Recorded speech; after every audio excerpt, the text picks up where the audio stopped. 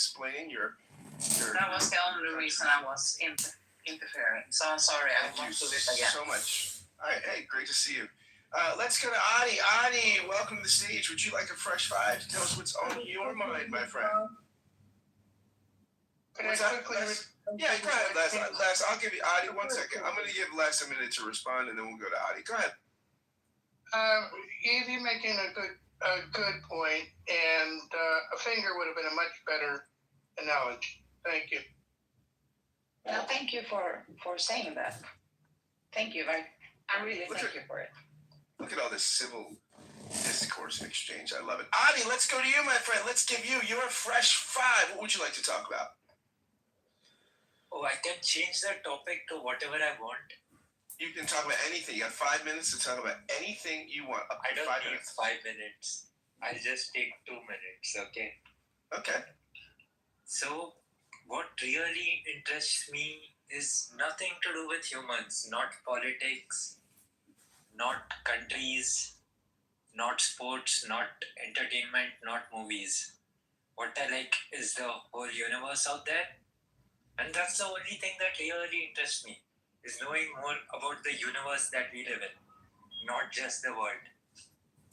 So something like neutron stars or black holes that are spiraling in on each other or other exotic dense objects, that's the stuff that really attracts me and speaks to me.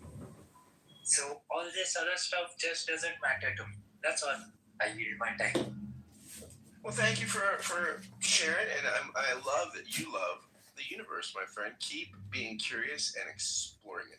Let's go to my dear friend, candidate John Kitover, running for U.S. Congress in the great state of Illinois. John, would you like a fresh five? I would love a fresh five. I would like to read the poem Hymn to Apollo. It's less than 3 minutes, but I know sometimes if I read... We have a rule. Uncle Steve has a rule. For reading, we only do 60 seconds of reading. Yeah, so remember. You can comment and summarize. So you can read for 60 seconds and then summarize. So why don't you pick a portion of the poem? Okay. And then you can expound and tell us what... 60 seconds is the first page, so let me read the first page. This is a meditation. Take the deepest breath of the day. Hold it for 10 seconds. This is called the Hymn to Apollo. God of the golden face and fiery forehead, Lord of the lion's house of strength, exalted in the ram's horns, O ruler of the vaulted heavenly hollow, send out thy rays majestic and the torrid light of thy song. Thy countenance most splendid, bend to the suppliant on his face extended. Hear me, Apollo. Let thy fierce fingers sweep the lair forgotten. Recall the ancient glory of thy chanted music that thrilled the hearts of men and haunted life to adore thee. Cleanse thou our marketplaces misbegotten, fire in my heart and music to my pain. Lend that my song bow past the empyrean, Phoebus before thee. All the old worship in this land is broken, yet on my altar burns the ancient censer, frankincense, saffron, galbanum intensa, ornaments glisten, robes of thy color bind me for thy token. My voice is fuller in thine adoration. Thine image holds its God-appointed station. Lycian, listen! My prayers more eloquent than olden chants, long since grown dumb on the soft, forgetful airs. My lips are loud to herald thee, my prayers keener to follow. I do aspire as thy long sunbeam slants upon my crown. I do aspire to thee as no man, yet I am in ecstasy. Hear me, Apollo! Beautiful candidate. What does that mean to you, and how is it shaping your candidacy for the U.S. House of Representatives? Well, this is a magical poem from Aleister Crowley. And so I am using poetry to attack and fight and crush Darren LaHood, my opponent, because, you know, it's a question of communication. How do I confirm to the voters that I have credibility? Well, I think if you can read effectively, clearly, intelligently, you can be a candidate yourself. And unfortunately, a lot of the people in Congress today are not reading these massive 30,000 page omnibus bills. They just keep passing multi-trillion-dollar HR acts. So I'm trying to use poetry to intelligently defeat Darren LaHood in the 16th District of Illinois. Excellent. How's it going? I mean, how is the campaign going? Do you feel like you're making some headway? I mean, I know you're a dark horse, an upstart insurgent campaign, but how is the work on the ground going? Well, we've already achieved the threshold to get on the ballot for March 17th. We're at 1,130 petition signatures. We only need about 700. October 27th, 28th, I'm driving down to Springfield to deposit the petitions. They have a horseshoe ceremony in Springfield, Illinois. And this campaign was funded by Clubhouse users. We raised over $600. We still have $340 left in the campaign account. And I'm very optimistic. And I do believe we will be on that March 17th ballot. I would say there's a small chance that we beat Darren LaHood because he does have $10 million to run major advertising and, reconnect with all the voters in their consciousness. I'm that dark horse candidate who's using social media, YouTube, Clubhouse, X Spaces, Instagram to try to connect with as many 16th District voters as possible to get them to vote for me. You're like an Illinois Midwestern Mamdani. I love it, buddy. It's keep. Yeah, but I'm the exact opposite of Mamdani. Just a clarifying question, so you're not on the ballot yet, is that correct? Because some people on Clubhouse have said you're on the ballot, but you're not currently there yet. Is that correct? No, we won't know until about October 28th. I'm sorry, I didn't hear that. We won't know until October 28th or early November because. So you're not on the ballot yet. Thank you. Correct. We have enough signatures to get on the ballot, but no one has actually gotten on the ballot yet because the ballots aren't printed and there's been no challenges yet. That doesn't happen for another month. Very exciting.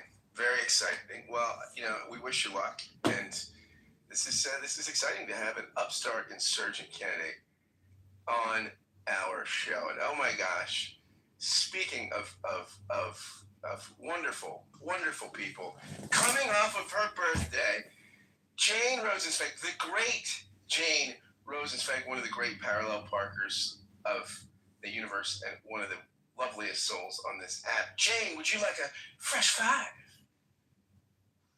Thank you. Thank you, Scott. Should clip that. Violet, thanks for inviting me up. I thought I'd just quickly address a fair question in the chat. Is that okay, mods? Of course. You're always welcome to address the chat, yeah. I respect the structure. Candidate John Kitover, it's about you. The question is, who would give money to him? And I would like to say that I'm one of them, Jules. I gave $18 because I like what I see in a young person taking action. And that's the main reason.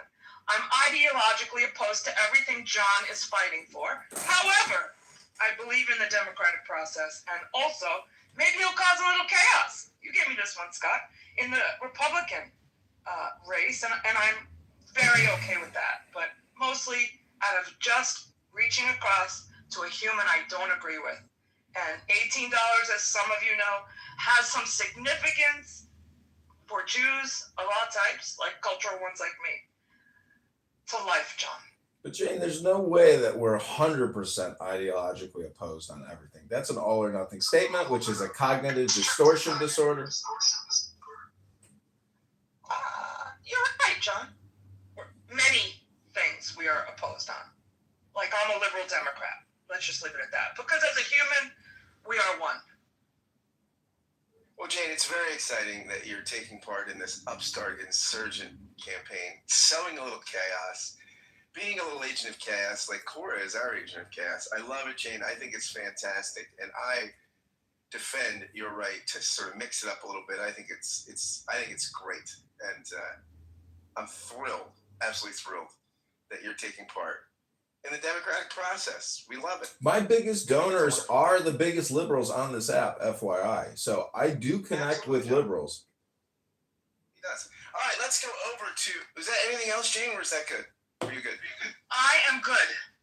Excellent. I'm going to go to my dear friend. She's an opinion maker and a heartbreaker here on the app, Dr. Francine. Would you like a fresh five? Coming to us from the sunny state of Arizona.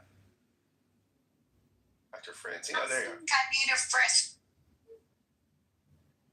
will say that I love what changes.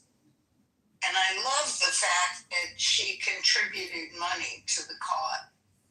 So, I mean, the fact that things need to be shaken up is so obvious.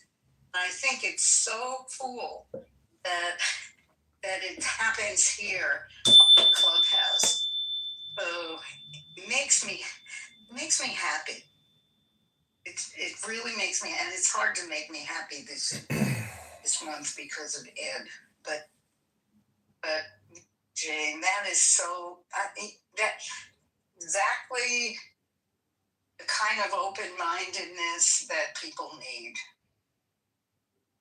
I love it, Dr. Francine. I'm thrilled. Do you have any questions for the candidate, Dr. Francine, while you've got him on stage? No, not really, because I don't want to Center him. So, and this is not a good to speak, in real information about a state I don't live in and a district I don't live in. I like the fact that he is a young person participating in the democratic process. I love it, Dr. Francine. Thanks so much for being on the stage. And speaking of politics, I just want to play a little clip from the West Wing. Tariffs have been a big issue, and trade and our role in the world and how trade impacts that. This is from the West Wing.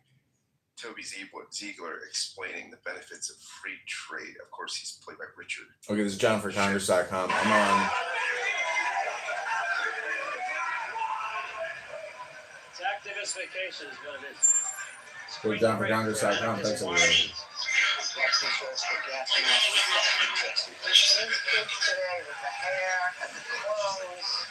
All right, that's the platform.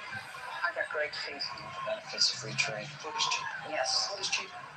Clothes are cheaper, steel is cheaper, cars are cheaper. Phone service is cheaper. You feel me building rhythm here? That's because I'm a speechwriter and I know how to make a point. Toby. It lowers prices, it raises income. You see what I did with lowers and raises there? Yes. It's called the science of listener attention. We did repetition, we did floating opposites, and now you went with the one that's not like the others. Ready? Free trade stops wars. And that's it. Free trade stops wars. And we figure out a way to fix the rest. One world, one peace. I'm sure I've seen that on a sign somewhere. God, Toby. Wouldn't it be great if there was someone around here with communication skills who could go in there and tell them that? There it is, the great Toby Ziegler explaining the benefits of free trade. Lowers prices, raises salaries, and it stops wars, friends. Free trade is a great thing that has changed the planet and, is under some contestation and attack in this current political climate. But, hey, this is a disruptive political age. Uncle Steve, are you back from doing your... Can you hear me okay? Yes, can you hear me are okay? coming in loud. What did you do on your break? Did you have a mimosa? Did you smoke a cigarette? Take a drag? I'm smoking cigarettes throughout the show. No, yeah. But I've made some coffee. And yes, I did make a mimosa. Thank you for riding the ship. It's been a long while since we've had John Kitover on the stage. I've got a gift for Mr. Kitover, and then I'm going to talk about Mr. Kitover after the gift. You're going to roast me? In the beginning, I think it's important to note what subjects we haven't discussed. We completely ignored the fact that this is a society divided by fear, hatred, and violence. And until we talk about just what this society really is, then I don't know how we're going to change it. For example, we haven't discussed the rock that destroys our cities. We have all the resources we need to check it, and we don't use them. And we haven't discussed why not. We haven't discussed race in this country. We haven't discussed poverty. In short, we haven't discussed any of the sicknesses that may yet send this country up in flames. And we better do it. We better get it out in the open and confront it before it's too late. Gentlemen, now just a moment. Gentlemen, That is Robert Redford from the movie The Candidate over 50 years ago. Now, I've known John Kitover pretty much ever since I've been on Clubhouse for the past couple of years. I have always said on this show that anybody, including, well, I haven't said including him, but anybody is welcome. Whether I agree with them, I disagree with them, I like them, I don't like them, to come on the show and get their fresh five, as just evidenced. I put my money where my mouth is, and Kitover is welcome to come on the stage and get his fresh five anytime he wants. Now, that being said, would I donate a single dollar to his campaign? No. Do I like him? No. And I'll tell you why. One reason is I don't live in Illinois. Two, Kitover has, minimum 50, a different 100 profiles on Clubhouse.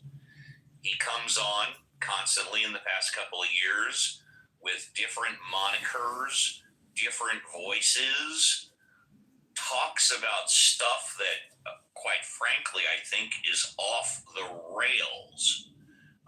Of a train track? I don't or know a roller coaster, who he Steve? is. I can't believe a single word he says, although I say the same thing about Donald Trump. And as much as I Uncle Steve's come to Jesus moment. with the people that have donated to his campaign because, quote, they like people that want to shake up the system. Shake it up. We're gonna shake it up. We're gonna shake. Lied! And He's still holding a grudge about that venture capital money? Why, if I was in his district, I would never vote for him. Simply He would vote for Darren LaHood versus this guy. That's why my campaign slogan is Vote John. It's better than nothing. The first thing in politics is you have to get people to like you. And We're trying, Uncle Steve. People to like you is because they will vote for you. And apparently a lot of people like Donald Trump. But unfortunately, a lot of people are afraid of Donald Trump. People that say Donald Trump is an idiot, Donald Trump is stupid, they have blinders on. And I'm going to tell you why. Because Donald Trump has pretty much gotten everything that he wanted to do. Take a look at Project 2025, and we were notified of that in advance before Donald Trump won the election. And when Donald Trump was asked, do you know about Nope, I never read it. Look at how much of Project 2025 has been implemented. In my humble opinion, and I never read it word for word, it basically states that we want to make the administrative branch stronger than the legislative and the judicial branch. And Donald Trump has pushed the limits to the extreme just to show us how strong that administrative branch can be. If I was in Kitover's voting district, I would not only not vote him, but I would probably go on a crusade for people and emphasize for people not to vote for him because he's not trustworthy. I can't believe him. And if he were to get elected, which I seriously doubt, who knows what he would do. And that being said, since I purposely picked on him, I'm going to give him a fresh five to respond to what I just said. Yeah, thanks, Well, Uncle I'd like Steve. to add to that response, explain that video that I put in the chat. It's a 26-minute video that he posted about 3 days ago for his campaign. Explain it. It's just a man walking on a treadmill. How was that for you running for Congress? And well, right now, and everybody will get a chance to respond. I want to give candidate Kitover a fresh five, and he can say anything he wants. Yeah, thanks, Uncle Steve. Thanks for having me here on your show. You know, you really do put together a very professional show. Let me answer JCC's question first about being on a treadmill. Yes, I record myself doing yoga, and I do record myself on the treadmill at the gym. I'm tracking what I'm doing. I'm trying to stay healthy. I'm trying to work on my cardio and my strength. As a congressperson, as a leader, you shouldn't just tell people what you're going to do. You should show them what you're doing and encourage them through leadership and setting the example of what everybody else should be doing, which is working out and not pumping yourself full of the next set of mRNA spike proteins and boosters and flu shots. Go to the gym, everybody. Now, going back to what Steve was talking about, Steve has a grudge against me because I had the wild dream that Steve was so successful in what he was doing on this app that we could sell his show to a venture capital firm looking to buy a library catalog. I worked on it. It didn't work out.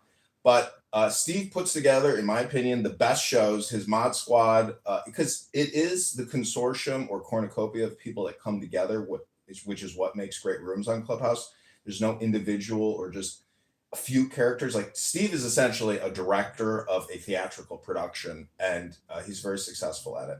Now, why voters should vote for me versus Darren LaHood is because I want to defund the big beautiful bill, which gives over $400 billion a year in tax credits to Apple, Microsoft, Google, etc. I also want to propose and pass a balanced budget act.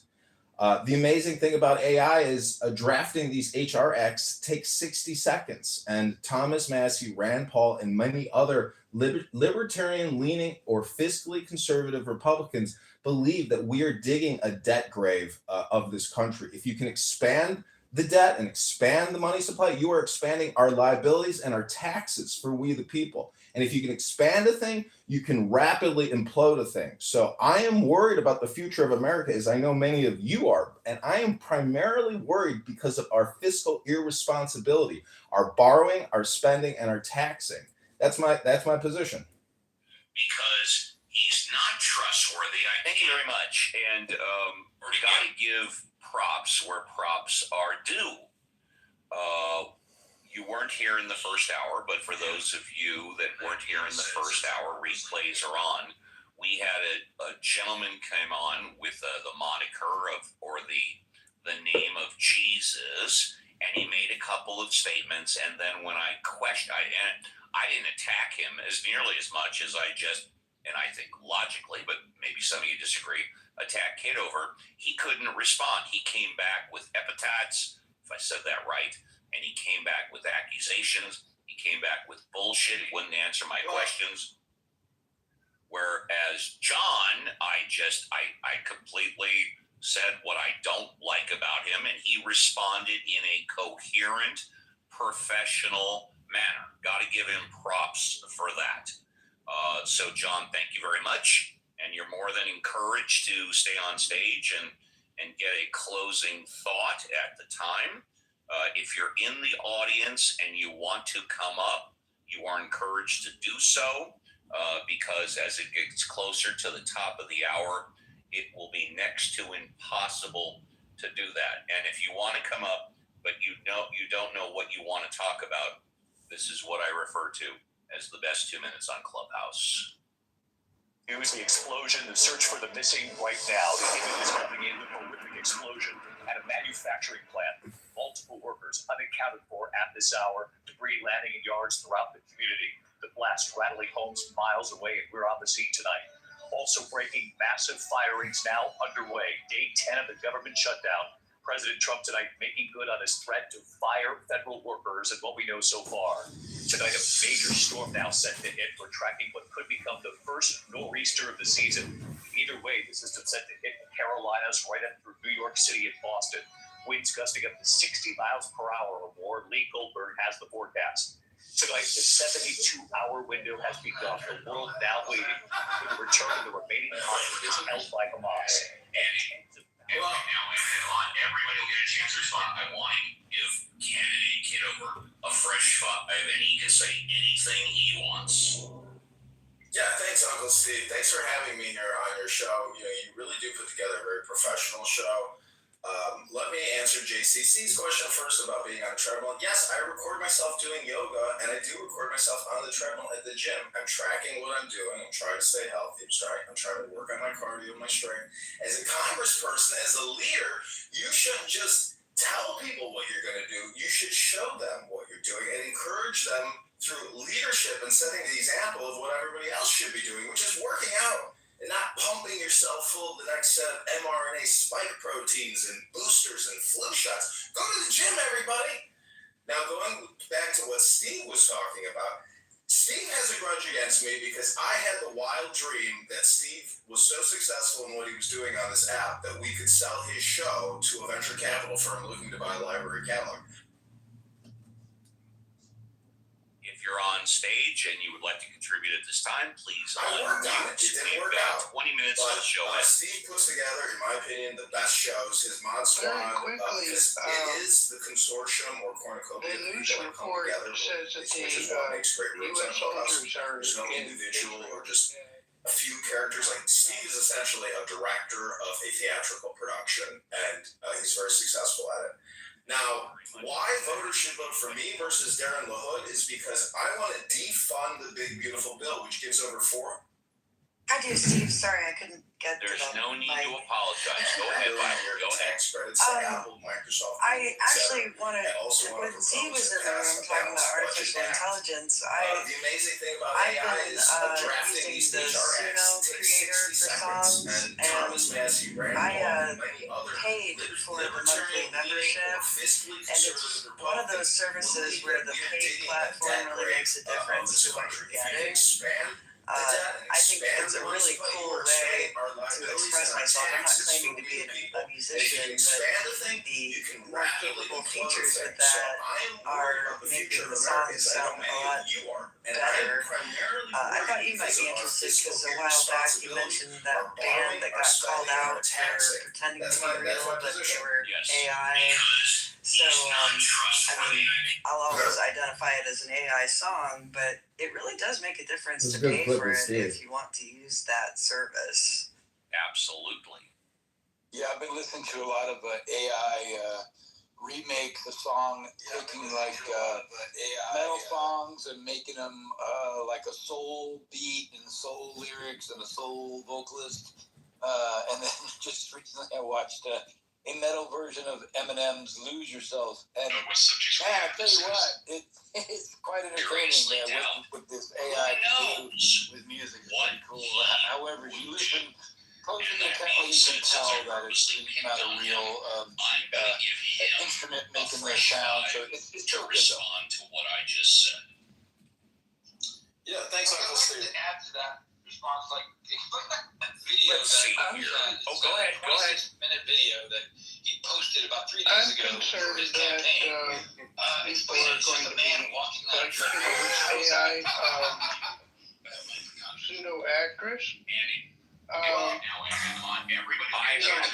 heard about that. Go ahead. Yeah. Sure.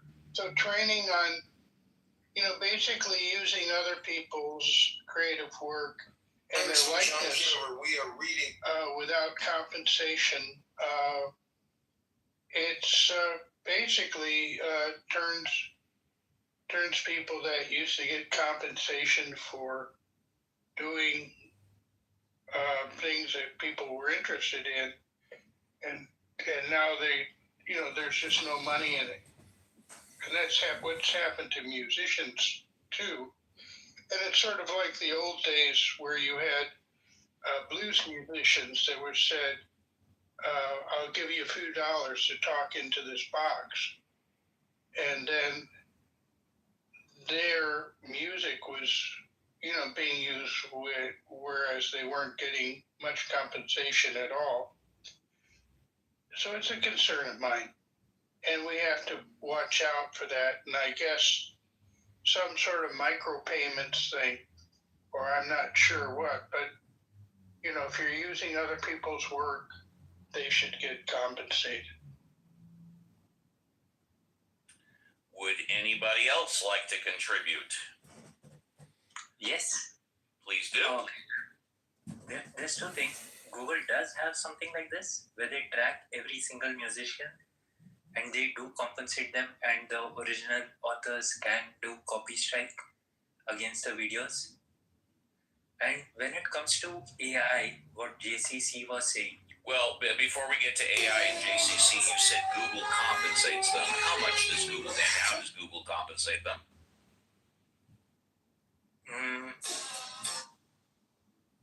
They track your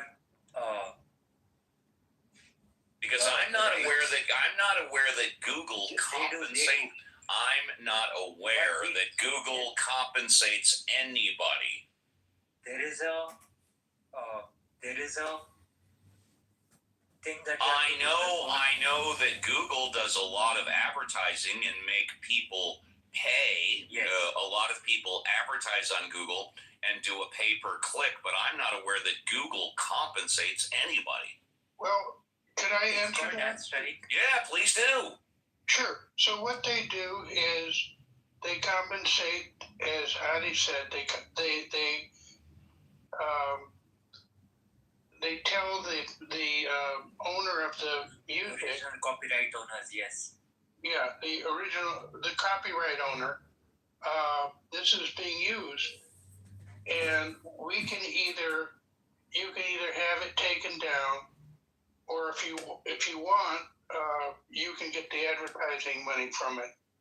Really, are you? Hold on. I'll be right back. Hello. Channel me this information because I'm not aware that Google pays anybody anything. Well, Google is no money out of. What does Google care? They're still getting the money, their share of the money for the advertising. The statement was made that Google compensates the artists, and I said I'm not aware that Google